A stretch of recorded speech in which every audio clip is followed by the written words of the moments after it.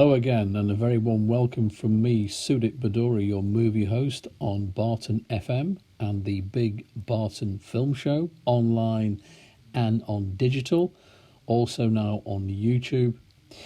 This week I'm reviewing the year 1984 with regards to movies, movie news, and the news headlines. Don't forget the cinemas are still in lockdown. Nothing has been announced yet. My question is, how on earth the cinemas are going to adopt social distancing, sanitisation, etc. Because a lot of people flock in cinemas. That's going to be a big test for the chains across the country. So 1984 is personally a very poignant year for myself. I started work as a medic in February 84 in Blackburn. And only a few months before, I'd sadly lost my dad suddenly whilst on holiday. And his memory still lingers on. He was a movie buff as well. Other news, Jane Torval and Christopher Dean won a superb gold medal in the Winter Olympics in Sarajevo in ice skating. Who can forget Bolero by Ravel? True legends of the sport. In other news in the sporting world, Russia pulls out of the American Olympics, tit for tat, because the Americans pulled out of the Olympics in Moscow in 1980. It was the year of the infamous coal miners' strike and riots involving the police, and Arthur Scargill stood his ground. PC Yvonne Fletcher was tragically killed in the line of duty outside the Libyan embassy in London, thus beginning a spat with Colonel Gaddafi. O-levels were to be replaced by GCSEs. I recall sitting my O-levels in 1974. And at the Tory party conference in Brighton, the Grand Hotel was the target of an IRA bomb attack where several people died. Indira Gandhi, Prime Minister of India, was assassinated by Sikh extremists in New Delhi. Ronald Reagan won a second term in office as president at the White House, and there was a major chemical accident in Bhopal, India, and sadly it left its mark with many people who suffered from premature blindness. At the cinema, Kevin Bacon was strutting his stuff in the top musical drama Footloose. Ralph Macchio was the Karate Kid with Mr. Miyagi. Tom Hanks was literally making a splash with a mermaid played by Daryl Hannah. Prince was showboating his Purple Rain. We're going to call those Ghostbusters because there was something strange in our neighbourhoods.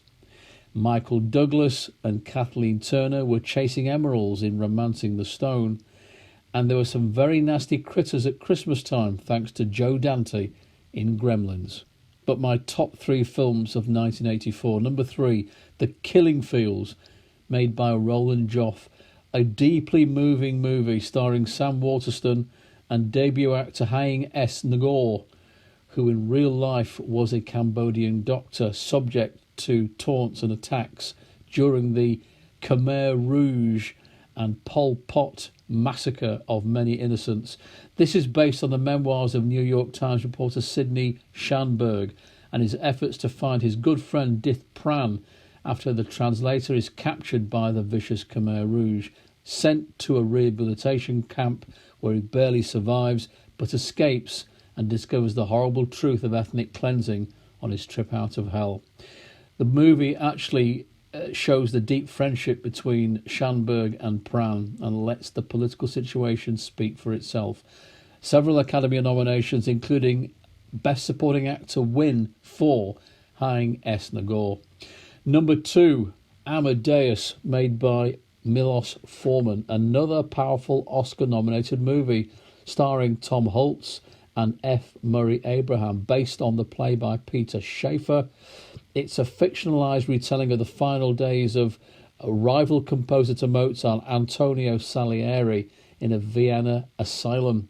He tells, or shall I say confesses, about what happened between him and Mozart and how he was determined to stop Mozart becoming a recognised talent.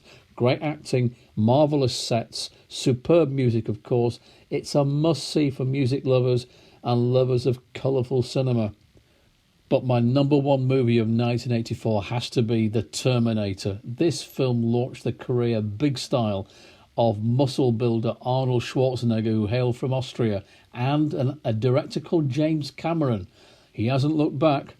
Co-stars Linda Hamilton and Michael Biehn. What a movie. It actually set the pace for future sci-fi action thrillers. And Arnie plays that killer cyborg sent back in time to kill Sarah Connor, mother of the future leader of the rebellion, John Connor. And a warrior, Kyle Reese, is sent back also to protect Sarah from this Terminator. It was filmed on a small budget, but it was a pulsating thrill ride with impressive visual effects, and I suggest slightly better than the sequel, Judgment Day. Arnie loved playing villains before he became the all-American, or shall I say Austrian, hero in many future films. Intelligently and smoothly crafted, very stylish, and a worthy choice as my top movie of 1984. I'll be back. It's The Terminator.